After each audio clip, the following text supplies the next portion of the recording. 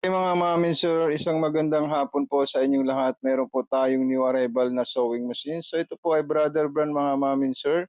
Napakagandang sewing machine po ito. Panoorin niyo po yung full video ng ating sewing machine para malaman niyo po kung paano po siya gagamitin mga mamin sir. Okay?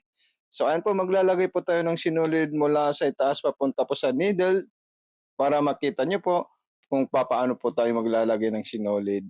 At kung sakaling magustuhan niyo po ito mga mamin sir, i-PM niyo po ako sa Mato Makina Panahi or sa Mato Sewing Machine, TikTok Shop Seller, or sa YouTube channel Mato Panumpang Vlog. Okay?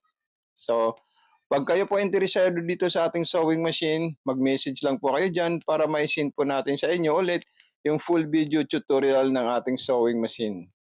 Okay? Kung paano po siya gagamitin at kung paano po siya ito-trouble at kung paano po siya papaandarin mga mamin sir. So yan po ay sample video lang po yan mga mamin sir para makita nyo po kung paano po tayo magte-thread, paano po tayo maglalagay ng sinulid, at kung paano po natin gagamitin yung mga multiple stitches ng ating sewing machine.